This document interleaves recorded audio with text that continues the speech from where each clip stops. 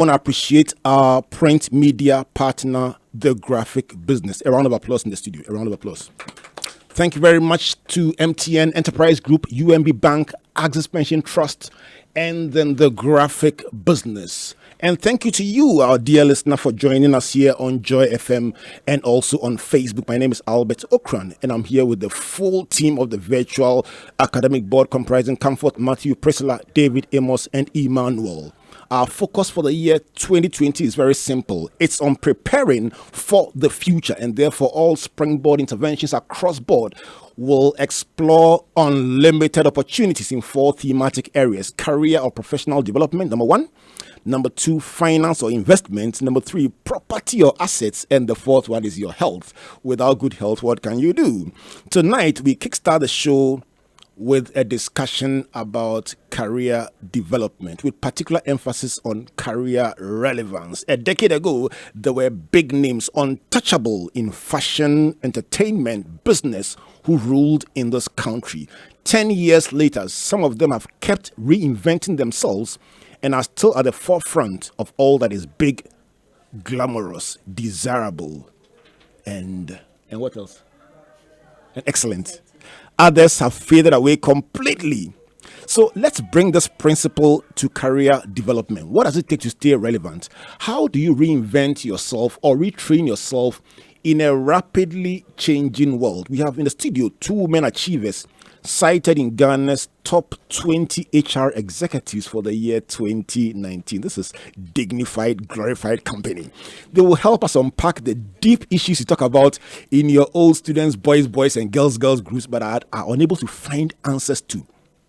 If you have a big question about relevance, if you are scared about your job, if you want to find direction about how to make yourself continually relevant, or the goalpost is shifting every day in your job, listen, just send your questions by WhatsApp 024-9999-555.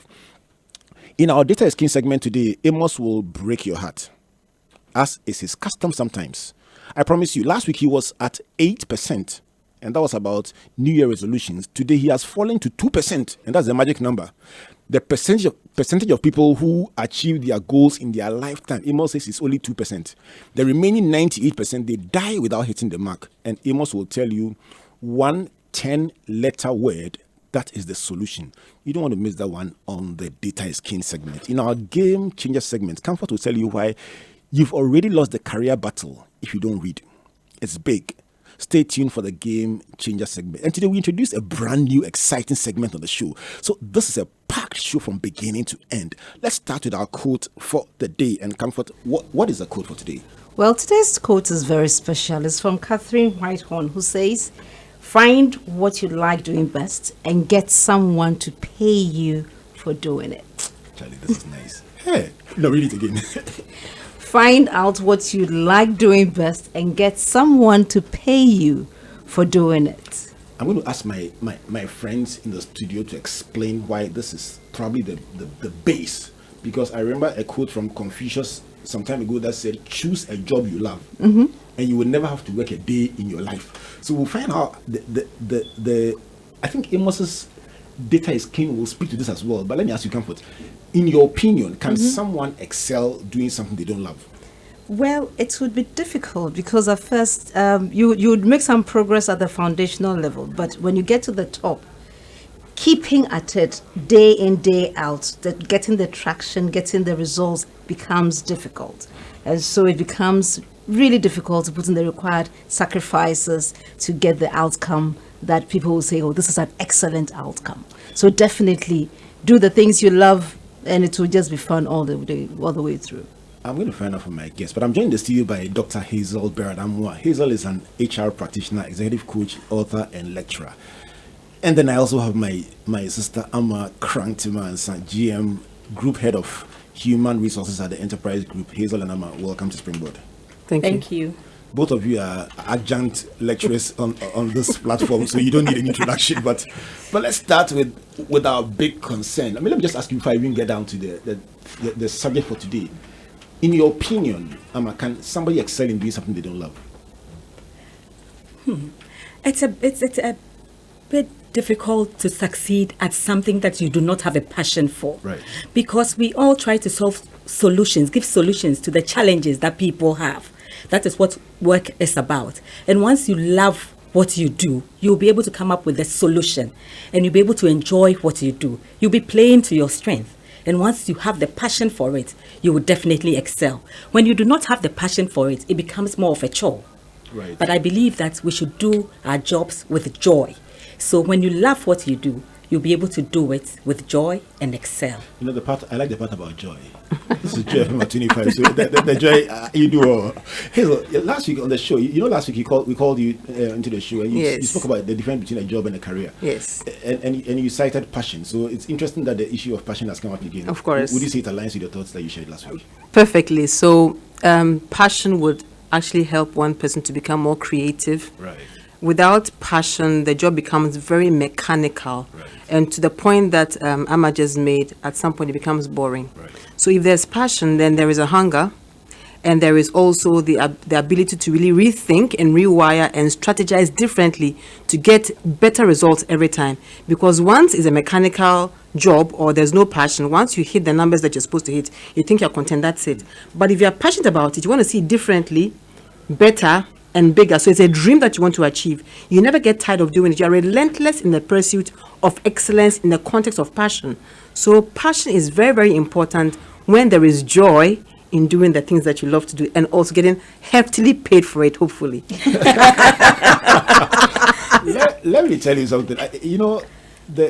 For the person listening this year, what we want to do is provide a clear roadmap, useful tools, because many people start the year asking themselves questions. Somebody says, should I really be here? Should I be doing what I'm doing? And I think that you've already provided one very big answer. Mm-hmm. If you are working at something and you are not passionate about it, you are not a dyed in the wool supporter, like somebody who supports Accra Great Olympics. You must be dyed in the wool. Sometimes things can get very difficult. or for now, Manchester United, you must be dyed in the wool. So that without that kind of commitment, when things get tough, you may question your continuous commitment to the things that you say you believe. But let's go to the report that is the trigger point for our discussion today. So in the updated version of the Future of Jobs report by the World Economic Forum in 2018, two key indicators stood out. Let me pick the first one first. It says there's a net positive outlook on jobs. So in the first place, there will be 75 million current jobs that might be displaced. And the reason will be the shift in the division of labor between machines, humans, and algorithms. So some of what we do as humans will be taken over by machines and algorithms. And for that reason, 75 million current jobs may be lost. However, in the same report, it talks about 133 million new jobs will emerge at the same time. Why is it that something that mathematically is a 58 million net increase is a source of worry for so many people? Is it because the negative catches our eye easily, or because somehow we see ourselves more in the 75 than in the 133? Hazel, help me to understand this. It's an interesting statistics because if you look at it from the point of view of employability, you are now creating machines to replace humans in a part of a business. Those machines have to be built by another group of people, serviced by another group of people, and sold by another group of people. So we are creating machines to support one side of business, which is sort of reorganizing, resizing to get a lower number of people to work in that context. But in another leg of business or in another part of the value stream, you have another group of people who have to build these machines, service them, market them, sell them. So it's another industry or sub-industry that is birthed out of this machination. Beyond that, you get to the point where when you are having to right size, you actually consolidate roles where you have matrix structures working. You would require people to train others to work in these matrix organizations. So you have another pool of consultants who are very well versed in matrix intelligence, building cross-cultural competencies, building leadership strengths, in working in a very virtual environment with lots of uncertainty, complexity, and ambiguity. So whilst you are right-sizing downwards in one part of the value chain, in the other part of the value chain, you're actually building a different set of skills for other people to work through, and you're also building more machines and equipment to service that industry. So it's actually reshifting or repositioning people in different ways. Amma and I spoke a bit about this yesterday in terms of thinking. And if you look at the fact that, for example, you have a product line where you downsize because of machinations, you have, say, 100 people taking off, right? After a year or two, you increase productivity, you increase performance, you increase the volumes coming through. You need more people to drive another line, which you bring in. So you're bringing another set of machines in, and you have to probably employ another 100 to run it. So it's a cycle of downsizing, then we grow volumes and business, growing volumes again in terms of numbers, so it's that cycle that people go through. And until you've been through a few times, you don't realize the cycle that companies go through. Check statistics for company headcount. 50, 20, 60, 40, it goes up and down. But in the long run, with profitability targets, volume targets, market share growing, and the global world growing, people catching on products, you eventually have more people working for that business. So it's not necessarily people losing jobs, but deployed differently in the different value chain of business. It is obvious that no matter how you make it sound nice, there will be people in the 75 million who will not re-emerge in the 133 million. Let's hit it straight.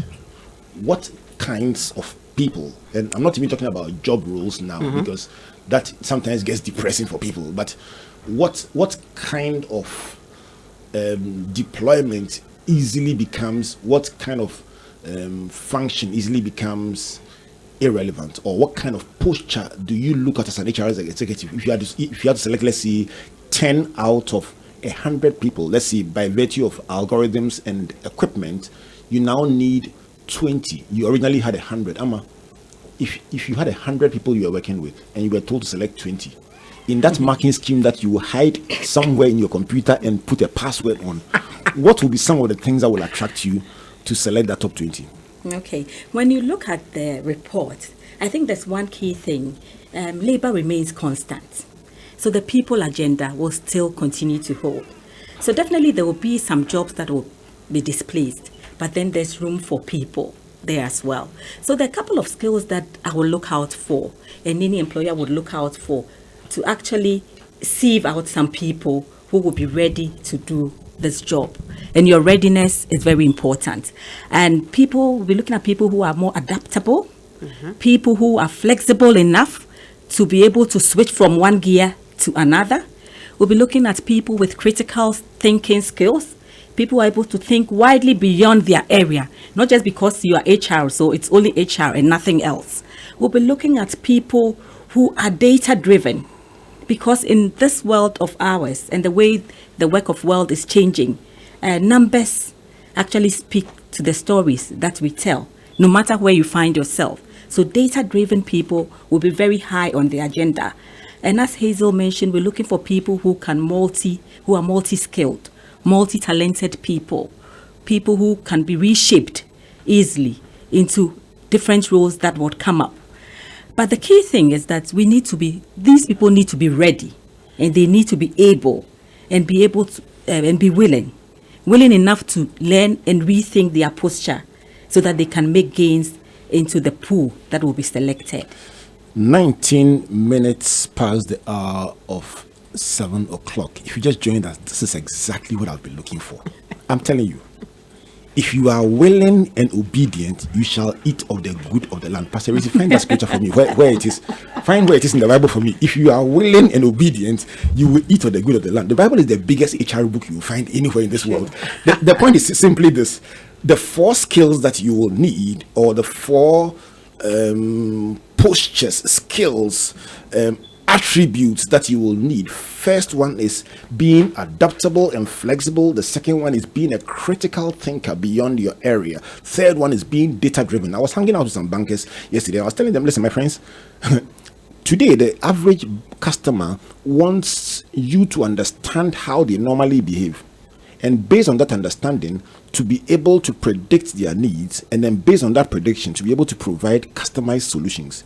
Anything below that, you are on the fringes of what is happening. So data driven simply means not just recording the data, but being able to interpret the data into critical decisions and solutions for those that you deal with. And the fourth one is being multi-skilled, multi-talented, and trainable. So even if there's a role that is a slight shift from what you are doing, availability to be trained for that role. But the umbrella over all of that is willingness. And if you are willing and obedient, you will eat the good of the land. This is Springboard, your virtual university. We are willing to engage the issues this year. And out of this same report, Hazel and Amma, there's a second matrix or a second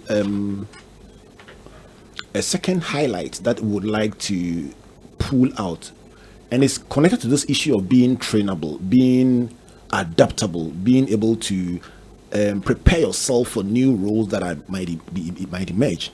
And the report says we all have to be lifelong learners, because on average, employees today will need about 101 days of retraining and upskilling between now and 2022.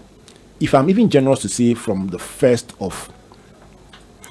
of January 2020 till the 1st of January 2022, that means over a 2-year period, you need 101 days of retraining and upskilling.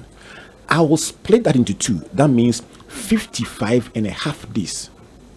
Approximately roughly 2 months, or even more if you count them as work days and not just weeks. But let's even say 2 months in the year.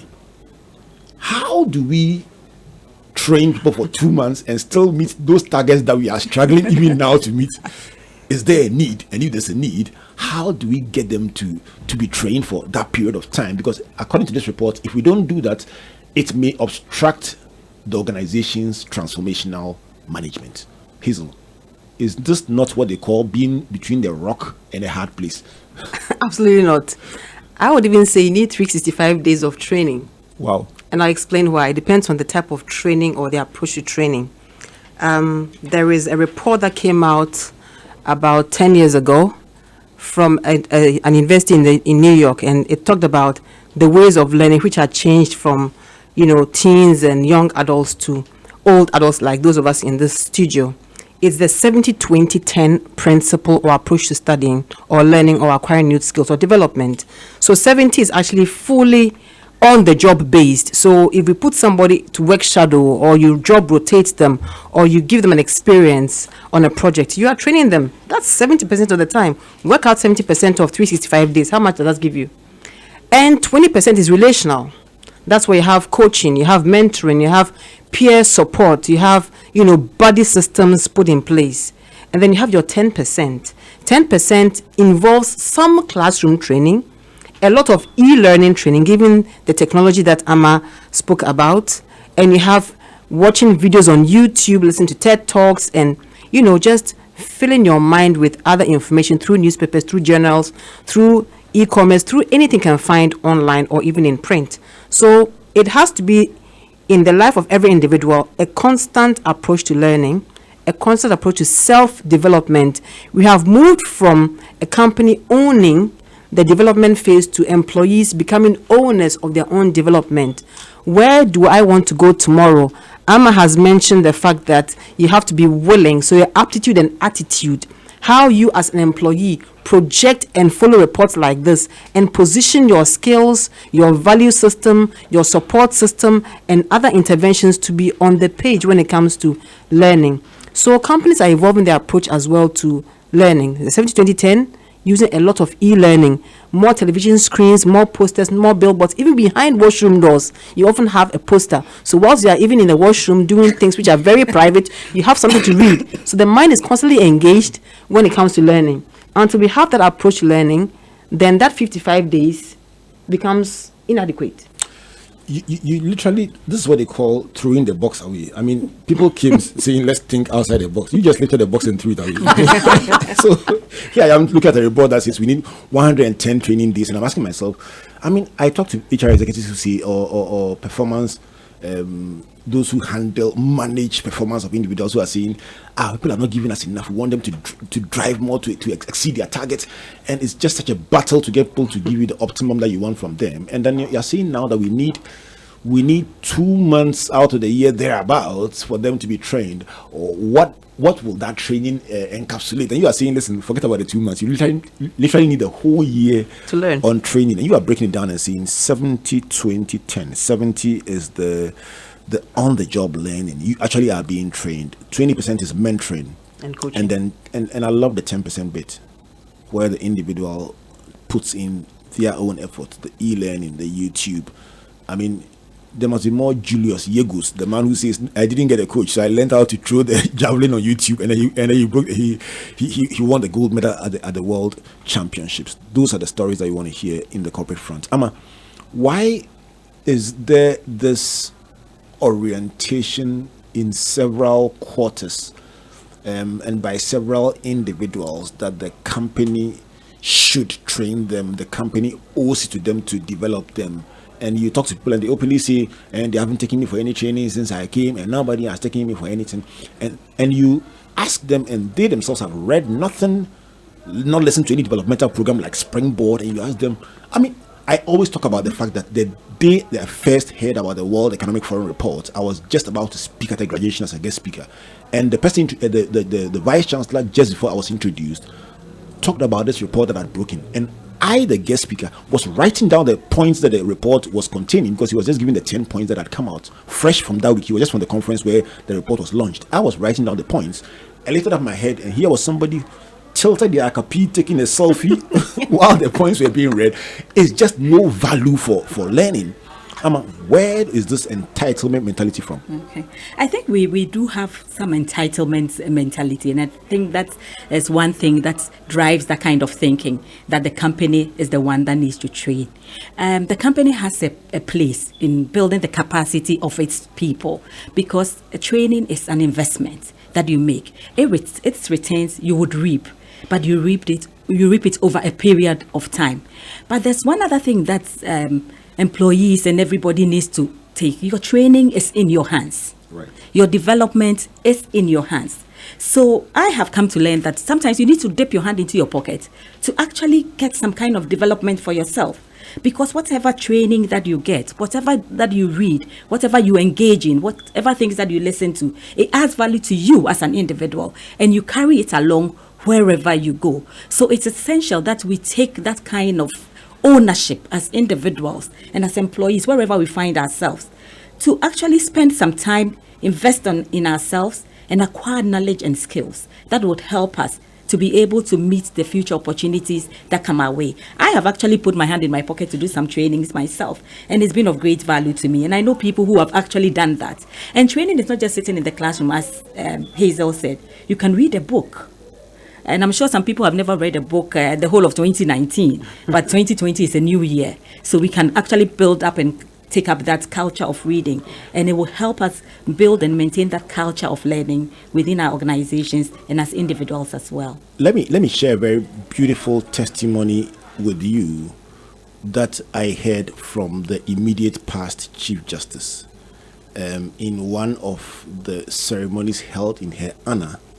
As she retired, she talked about going for the law interview, and she mentioned the fact that she was funkily dressed. She was just cool. I mean, she didn't even think, she was not that enamored about it. She just felt, well, let's just go. But interestingly, in her hands was one of my favorite books of all time, The Odyssey by Homer. So she was holding that book, and it just happened to be what she was reading at the time. So she put the book down, held the interview, and walked away. And when she was selected, one of her lecturers, when she went for lecture, said, you're the one who was reading the classic book. That was impressive. Apparently, when she left the interview, one of the big discussions was about this: somebody reading classic literature. She must be very learned. Mm-hmm. How? If people knew that, I'm sure when they're going for interviews, they will select what they read.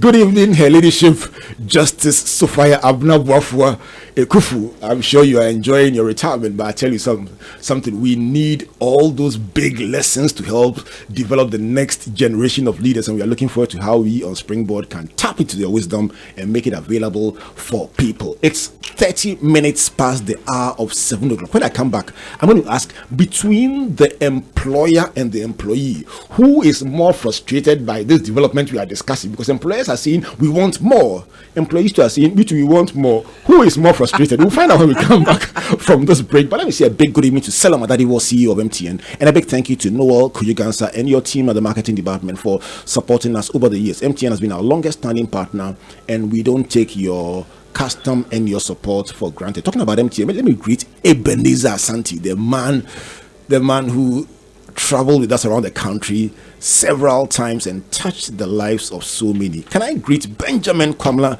Amenime and your team at UMB, Richard Kwating Ahinkra and the team at UMB. Thank you for all the support that you give us. Let me move to the enterprise group and greet my big brother Kelly Gajepo, CC Bruce, Jacqueline Benny, Joseph Ampofo, Jerry Hodase and the team, and of course Amma in the studio.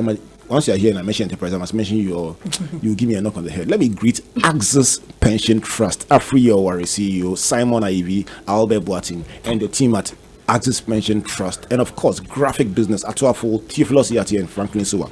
Let me bring you a message from our sponsors. When we come back, let's find out, in this whole interchange between employers wanting more from their employees and employees asking, what did I do wrong, or how can I get better? How do we find the balance, and how do we ensure that by the end of 2020, without excuse, we would have hit our professional goals and risen up the ladder in our work? Please don't go away. So everyone says I'm a Kosia filler, but it's not like I'm nosy or go out to find out the latest filler. It's just that I get 50 megabytes of data free after paying for only the first minute of every call. And so I just keep discovering stuff minute after minute. That's how come I was minding my business, scrolling through my timeline, and I found out Coco has a new baby.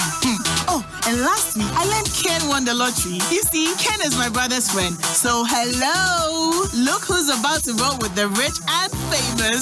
Enjoy even more value with MTN Free After One. You only pay for the first minute of your call on MTN Free After One, and the rest is free. Plus, you enjoy free 50 megabytes worth of data to browse your favorite sites. Compare where, compare there. So dial *315# to sign up. We day for you everywhere you go. Terms and conditions apply.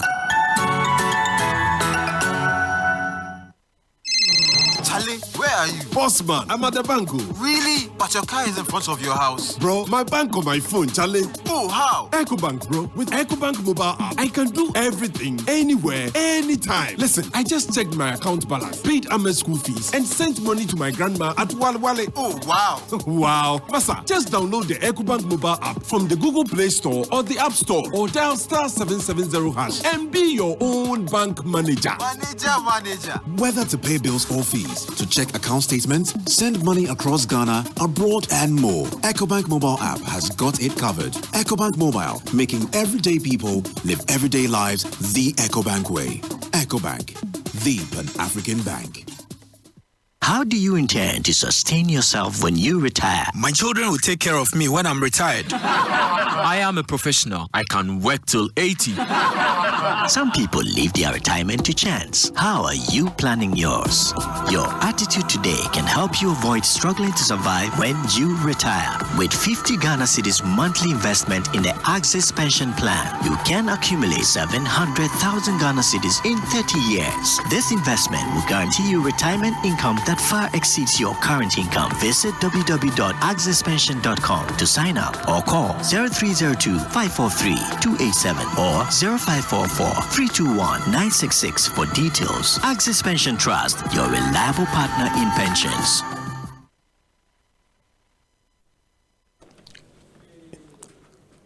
It is 26 minutes to the hour of 8 o'clock. This is Springboard, your virtual university. It's a beautiful, beautiful Sunday evening. Margaret Seku says, this is insightful. Apia Menka says, Happy New Year to all of you at Joy FM.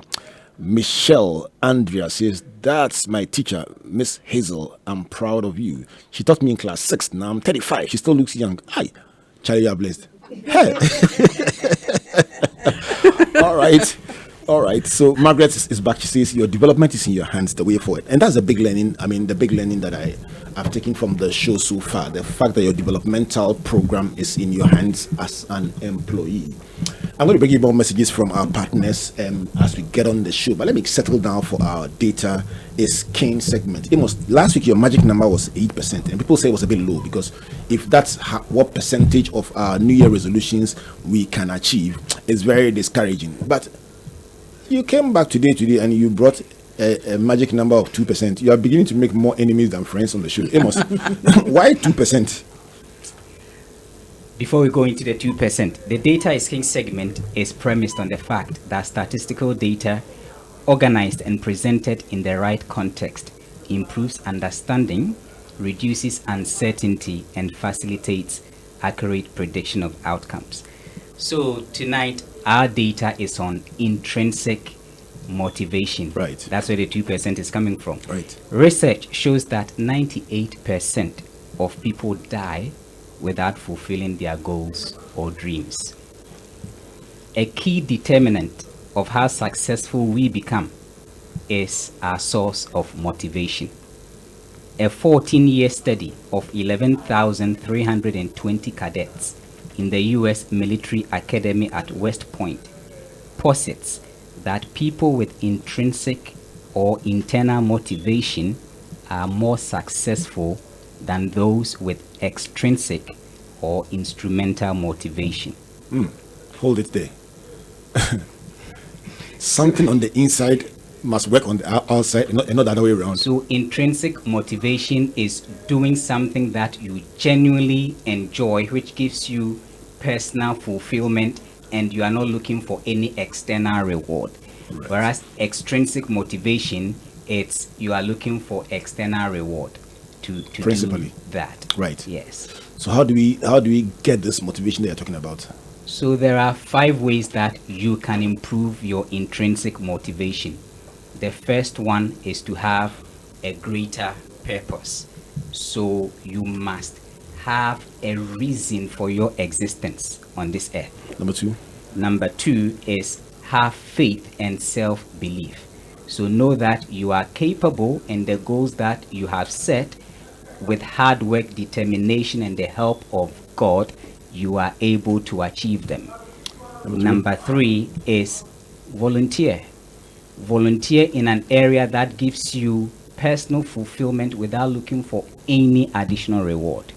Number 4 is have a deeper reason. So think beyond yourself. And number 5 is continuous action. Don't wait till you feel like acting or working before you do it. Continuously, execute your goals. And our concluding thought is from Thomas Jefferson.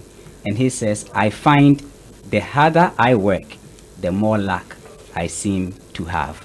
So our question to our audience is, how motivated are you to work towards your goals in spite of any obstacles you might face in 2020? Amos the man. Amos the man. Thank you very much, Amos, for that segment. We'll soon be having our game changer segment. But let me come back to the studio, or back to my guests, Amma and Hazel. Amos says intrinsic motivation is the key. Hazel, your response? I think I agree totally in terms of what would propel a human being to do a bit more of what they regularly do.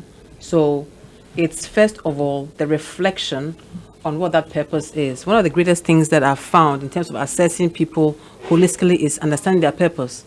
So whether it's a mechanic on the line or it's a CEO, what is their key purpose in achieving things for themselves and their significant others and the other stakeholders? So that is fundamental in terms of evolving and trying to make sure that you are relevant and employable in the context of skills, as we speak about in the career segment we have today. So what purpose do you want to achieve? You want to have a lifelong career in what area? So that purpose should be the fuel that propels you to constantly want to innovate and renovate yourself to become bigger, greater, and more relevant in what you do. Faith in self. So there are times you would fall, there are times you would fail. But how do you pick up yourself, look for the support system through your coaches, your mentors, your buddies, and still believe in yourself and continue to move on? Volunteer for stuff at work. So I mentioned the 70% being the on-the-job training work projects across the company, other initiatives. How do you volunteer and say, you put your hand up and say, I want to participate in this? In the long run, you learn some skills out of that. If not for anything, team building, team spirit, and also some leadership proficiency, deeper reasoning. So what's the deeper reason? What's the bigger picture that you want to achieve? So that motivation will also propel you in terms of that bigger dream you want to achieve and how you can plug that into the relevance of what you're doing. Continuous action. You never have to stop. Back to the point of 365 days of constant self-development and learning. So the intrinsic motivation speaks exactly to the stuff that Amma and myself have already alluded to in terms of continuing the process of building the different themes we are having in the studio together to build learning and development. I have learned something today. Thank you, Amos.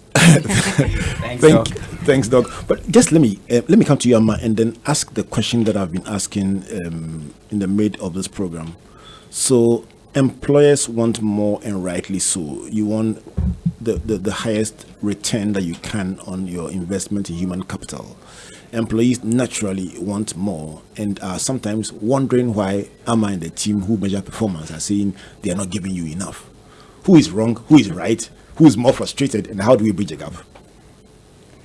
I think the question of who is right or who is wrong would be one that would be a difficult one to answer. It's something that both parties need to take responsibility for.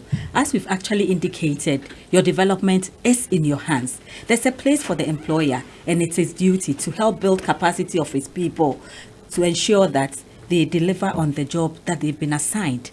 As I said, a training and retraining is an investment. It's not a cost. It's an investment that you reap its returns over a period. And if you're able to do that, you'll be able to see productivity and you'll be able to see the performance improve in your organization. But we employees as individuals also need to take ownership. They need to bank on themselves in terms of their development. They need to take ownership of their own development, because whatever they build up through learning, through reading, through listening to programs such as this would build them up, and they will carry that value with them wherever they go. So I would encourage both parties, both the employer and the employee, to play their roles very well. But I would actually hinge more on the employee and say that your development is in your hands. You know your purpose. You know where you want to go. And you have to build that intrinsic motivation to ensure that you get to your destination. So you need to be deliberate and resilient so far as your development is concerned. Right. It's in your hands. Hazel, for somebody listening tonight who says, okay, so this show is about career and professional development and how to do well in 2020, from where you sit at the top and with the experience that you have as an HR executive, what generic advice would you give to people who want to spot opportunities in the year and to maximize them? So first of all, most companies will start off the year with a vision of where they want to go, a bigger dream or a bigger goal or objective of where they want to go at the end of the year in terms of their targets. Every employee has a role to play in terms of their contribution towards that. So in terms of building capability to ensure that happens, it's important that as an employee, there is a plan they follow in terms of achieving those objectives, checking how well they are doing against those objectives, upskilling themselves as they go along, seeking feedback, listening to feedback, taking advice, reworking and making sure that constantly they are hitting the targets that are being given to them. And where they slip, they go back, they check what is missing, re-energize themselves and get it done. Throughout the discussion, we've mentioned the role of data analytics in terms of getting some feedback. So as an individual, how do you even use data for yourself? Past month, past quarter, what was your performance against target? How do you engineer to really improve upon yourself? We have technology, we have platforms we can use. Where do you tap information from to make yourself more relevant? So for the bigger listener out there, the key thing is self-development, leverage on technology, leverage on data, constantly check your standard against the expected standard and close the gaps slowly, quickly, gradually, depending on the context and how fast you have to deliver on whatever targets have been given you. If there's one thing I can tell you, whoever you are, wherever you are, this year, every Sunday, 7 to 8 p.m., lock your dials here. It's going to be a journey you would love. You would love. I am reading a text from Mercy Bonnie. He says, I love that. Training is an investment. We need to spend on ourselves to acquire some skills and knowledge. You also have to take a risk because there's no way sitting in your comfort zone you can expect to be relevant. I was part of Springboard 2010 in Akosombo. We were the only ones, and that was a product of that one. Good evening to you, Mercy, and thanks for that feedback. Antoinette Agbozo says, that's good. I hope I will learn from this. Antoinette, I promise you the whole year, structured curriculum and weekly delivery just to ensure that no one is left behind. Amma, what will be your prescription for anyone listening tonight who says, this year, it has to be my year. It has to be. No excuses, no retreat, no surrender. What one tip will you give them to take away? One. I would say that it requires their total dedication. It requires them having a mindset that change is imminent and they need to work towards the change. It requires them to be passionate, have that kind of heart, a set of values that would guide them to help them to achieve whatever their dreams are for 2020. It also requires their hands. They shouldn't sit down and idle, but they should act on whatever they've set their minds to do. And they should have swift feet to be able to journey and take opportunities in Ghana, across the world, because it's a global village now, and there's a lot going on, and we should take advantage. You know what? I'll tell you what. Talking about swift feet, is there any justification for somebody being an executive in a firm and not having a passport? Your feet cannot be swift. If you do something exceptional and Amma is in a good mood and she says, okay, as a reward, you're going to Dubai for a training for 3 days and a weekend stay in Dubai, and then you don't have a passport. In fact, you spoiled everything. In 2020, if you want to have swift feet, please start by getting a passport and God will bless you. It is 14 minutes to the hour of 8 o'clock. I'm going to go for a brief commercial break. When I come back, Comfort will give us the game changer segment, and you will see how it brings together everything we've said today. Please don't go away.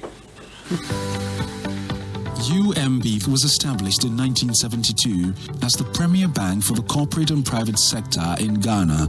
From our very beginning, as the only Ghanaian bank serving all categories of businesses, we set a standard for excellence and innovation over the past 45 years. We've built a financially healthy and strong bank, demonstrated our commitment to our customers and to growing businesses, and exhibited originality and innovation at every turn. At UMB, our focus is built around people, service, products, and technology. These are the key to our present success and our future triumphs. At UMB, we're poised to make a difference not only with our customers, but also in the banking industry. We invite you to share in our future.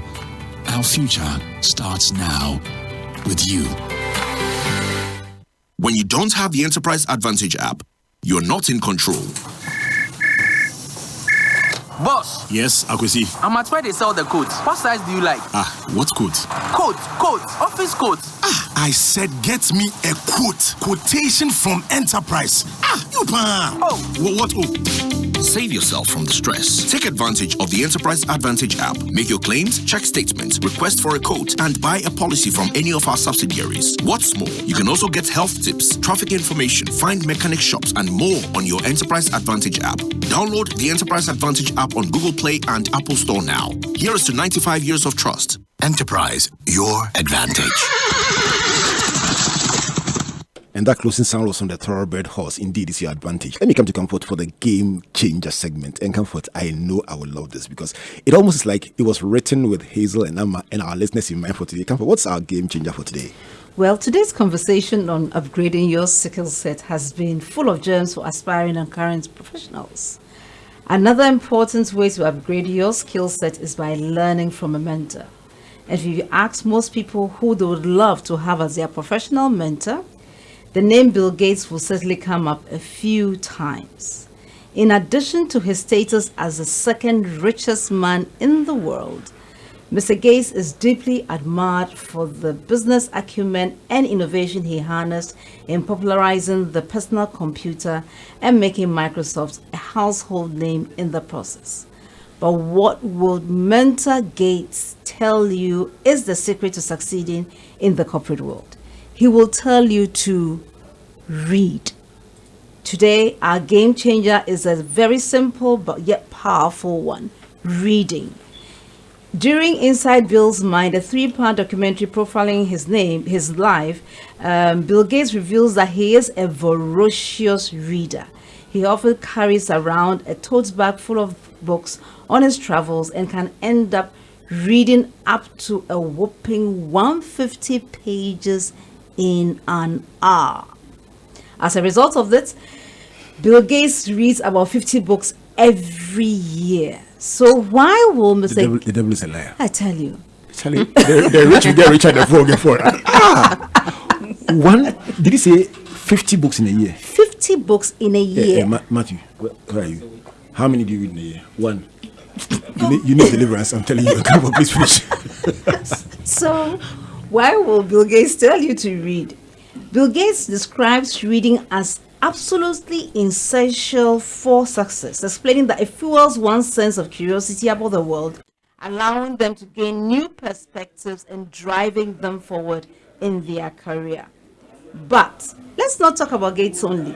Research shows that 85% of successful people read 2 or more self-improvement or educational books every month. So how does one start reading to upgrade their skill set?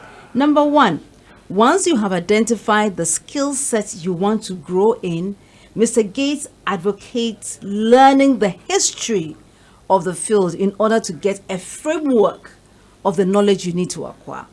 Secondly, billionaire Mark Cuban believes in waking up an hour earlier to read.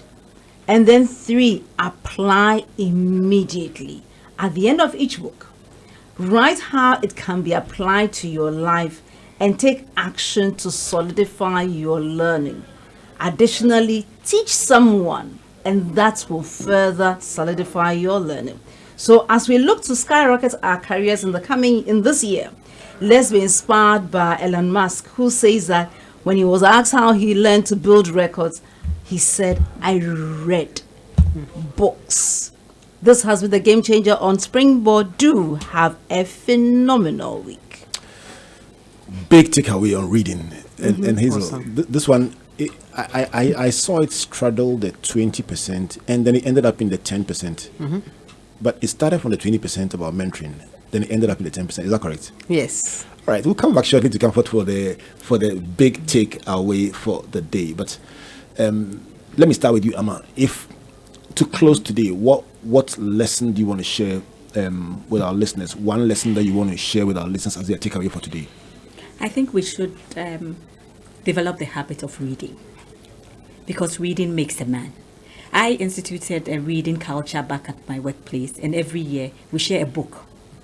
Last year we shared a book written by Comfort and Albert. Charlie, it was such a fulfilling thing to have the whole of this company that I deeply respect buy a book written by us, and then read it. The whole company from the CEO read it. I mean, it was just very fulfilling. And it's a simple book, and that the most laziest person can even read. 101 because, keys you to can read achievement a bit at and a fulfillment, time. right? And I think it's good to develop that habit of reading as a culture. I know sometimes people question and ask, Amma, do everybody read these books? But I can tell you, it's like the parable of the sower. There's definitely some that fall on good ground, and it makes a useful impact in the organization. So I would encourage everybody, 2020, read a book.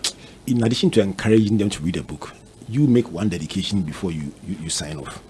One special dedication. The way you're looking at me and you're looking outside the studio at the same time, you make one dedication before we close.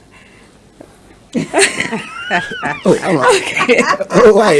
I would like to say hello to my family, my husband, Fifi and Sa, and all my 4 children, Eselfwa, Pakojo, Penny, and Kakra. You see. And my mom, who has been very supportive. Is that how you make one my dedication? career. You know, Fifi is sitting down straight at the angle, watching through the glass. I have to acknowledge him. Tell you, my brother, you do. Thank you very much. Thank you very much. Hazel, one takeaway from you. Let's develop the capacity to unlearn to relearn. Because what we knew in the past is becoming extinct for the future. So until we unlearn to relearn, we empty ourselves of what we knew before to pick up new skills and new ideas, we cannot be relevant for the future. So my key takeaway would really be the humility to understand that sometimes what we know is no more, relevant in the scheme of things, so that we can have the humility to learn from others, learn on the job, learn from reading, and actually learn from every experience that we have. So experiential also plays a very key role. Wow, it's been an hour very well spent. I've enjoyed. But let me give you one dedication, and then I'll tell you my big takeaway, and then Comfort to give us the official takeaway. All that we've shared is not scoring. She has the official. That's the new segment. The official takeaway for the day will come from Comfort. But let me give you one dedication, Hazel. I dedicate this show to my parents. I keep saying that without the upbringing I had and the discipline that was whipped into me early years, I would not have been able to read to get to where I am today. I have read quite a lot in my life. I still Did read you say every whipped day. into you? Yes, whipped. I was quite a stubborn child. So I had to be, my parents had to be very intentional in making sure that I was disciplined with reading. I recall when I was a child, my dad would take me to a library to read a book a day.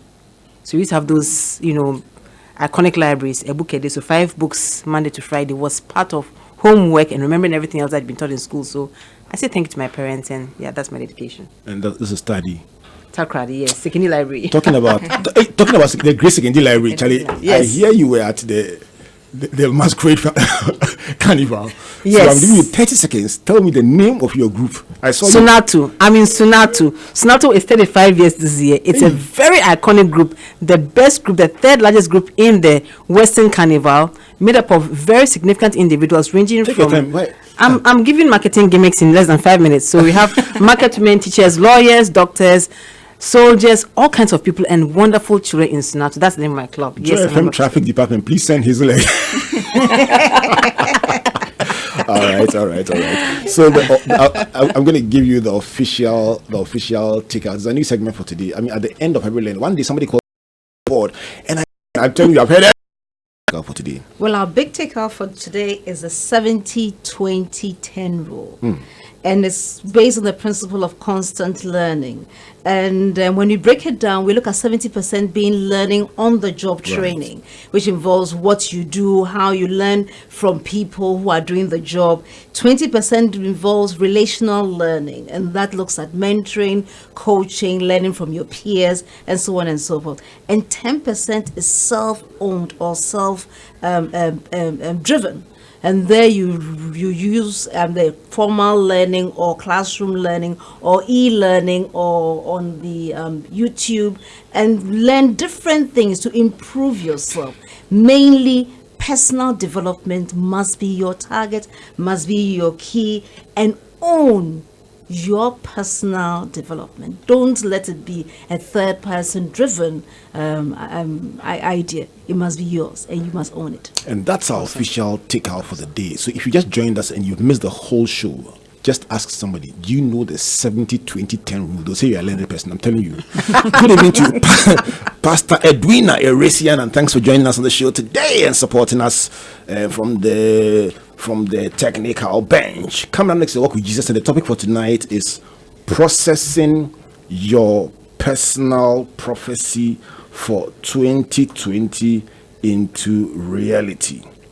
The host is Reverend Ransford Abosi, and the guest is Reverend Eric Hermeku, Senior Pastor of ICGC Open Heavens Temple. Good evening to Reverend Edwin Datson. Wonderful singer, wonderful minstrel, wonderful man of God. I know it's a painful loss for you, but God loves you and God holds you dear to his heart. And in this moment of your grief, we know the Lord will strengthen you. Reverend Edwin Datson, you lost your dear mother yesterday. May the Lord strengthen you. May the Lord uphold you.